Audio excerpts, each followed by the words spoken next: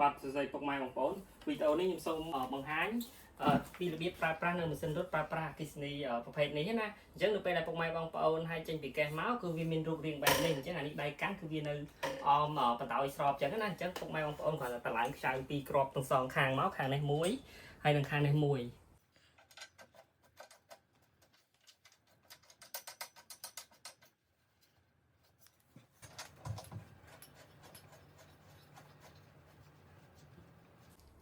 ចឹងនៅពេលដែលពុកម៉ែបងប្អូនតម្លើងដៃកាន់ហើយនឹងអានេះហើយកន្លែងយើងដាក់ទូរស័ព្ទណាអញ្ចឹងនេះខ្ញុំអញ្ចឹងយើងចាប់ខ្ចៅកន្លែងដាក់ទូរស័ព្ទរបស់យើងមកវាមានខ្ចៅពីរណាខាងនេះមួយបងប្អូនអញ្ចឹងវាប្រើប្រាស់វាយើងចាប់យើងដោតដូចវាមកវាមានដោតដូចមកហើយយើងចុចកង្តាក់របស់វាផាវាសិនណាអញ្ចឹងនៅពេលដែលពុកម៉ែបងប្អូនតម្លើងចុចបើកកុងតាក់នេះហើយអញ្ចឹងចំពោះមុខងារនៅលើតេឡេអញ្ចឹងមុខងារនៅលើតេឡេគឺយើងបញ្ជាទៅលើម៉ាស៊ីនរត់របស់យើងអញ្ចឹងមុខងារម៉ាស៊ីនរត់របស់យើងគឺមានតែ3ទេទី1កាឡូរីទី2ពេលវេលាហើយនិងទី3ល្បឿនអញ្ចឹងនៅពេលដែលយើងបញ្ជានៅលើតេឡេនេះយើងអាចកំណត់ទៅលើកាឡូរីនិងពេលវេលានៅពេលដែលយើងចង់កំណត់មុខងារកាឡូរីនិងពេលវេលាអញ្ចឹងយើងចុចអក្សរអែមនេះចុចណាអញ្ចឹងវាឡូតចំណុចកណ្ដាលនេះគឺនាទីអញ្ចឹងនាទីនៅពេលដែលយើងចុចដំបូងគឺវា30នាទីប៉ុន្តែនាទីដែលទាបបំផុតគឺ5នាទីពី5នាទីរហូតដល់99នាទីអញ្ចឹងអាស្រ័យលើ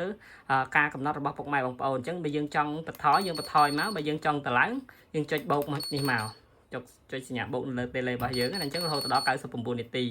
ហើយបើសិនជាយើងចង់កំណត់កាឡូរីអញ្ចឹងបើសិនយើងចង់កំណត់កាឡូរីវាលោតភ្លឹបភ្លែតហើយយើងចង់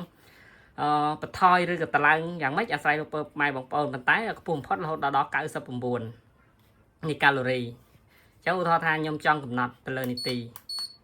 អញ្ចឹងកំណត់នាទីខ្ញុំចង់កំណត់10នាទីអញ្ចឹងចុច10នាទីមកបន្ថយវាមកសញ្ញាដកអូខេអញ្ចឹងនៅពេលដែលយើងចង់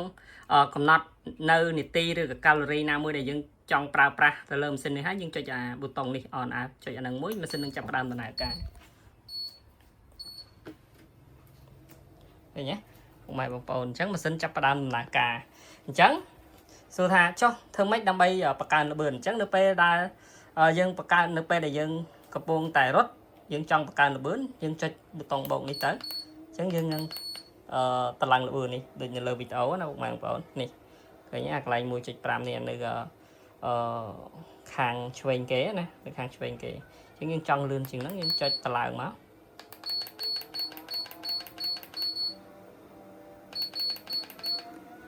អញ្ចឹងចំពោះល្បឿននៃម៉ាស៊ីនរត់របស់យើងអញ្ចឹងខ្ពស់បំផុតគឺកម្រិត10អញ្ចឹងនេះកម្រិត 4.5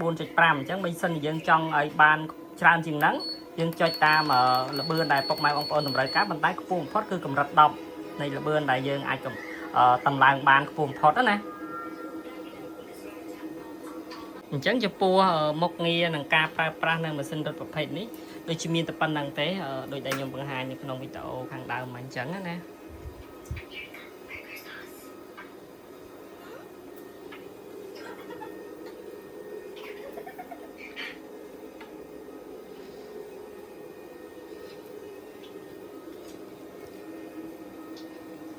នៅពេលដែលពុកម៉ែបងប្អូន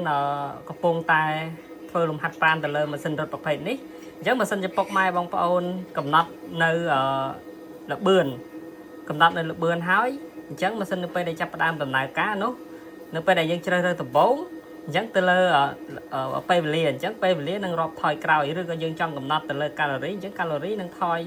រាប់ថយក្រោយដូចគ្នារហូតដល់00នាទី00នៅពេលដែលយើងកំណត់ណាប៉ុន្តែបើសិនជាពុកម៉ែបងប្អូនរត់ចង់បញ្ឈប់ឬក៏ឈប់នៃការរត់របស់យើងចុចអាប៊ូតុងនេះម្ដងទៀតមកប៊ូតុង2 3ចាប់ពីរាប់ពីលើមកណាអញ្ចឹងយើងចុចអានឹងមួយមកអញ្ចឹងម៉ាស៊ីននឹងរាប់ថយក្រោយដើម្បីបញ្ឈប់ល្បឿនការរត់របស់យើងហើយអញ្ចឹងវានឹងមក00ហើយមួយចំណុចទៀតពុកម៉ែបងប្អូននៅពេលដែលខ្សែរត់របស់យើងទៅលើម៉ាស៊ីនរត់របស់យើងនេះវាអត់ស៊ីស្មើសងខាងណាករណីមានន័យថាករណីវាមកស៊ីខាងឆ្វេង hàng chui như cái màu hàng đám chẳng cứ dương sợi chạy sợi sao cho mùi đằng sau tam tập thể này hết nè chẳng dương sọt tới hay dương sợi mơ việt tam nâng chẹt đài chẳng dương sợi mua từ chui rồi cái tới đám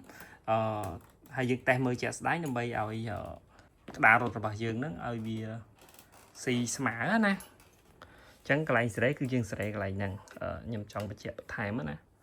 chẳng video đây đây là bằng hai pi bia pra nâng tờ lạng pra nên mình xin được tập hình ní để chỉ miền tập năng tế miền tập năng con tra tục mang bảo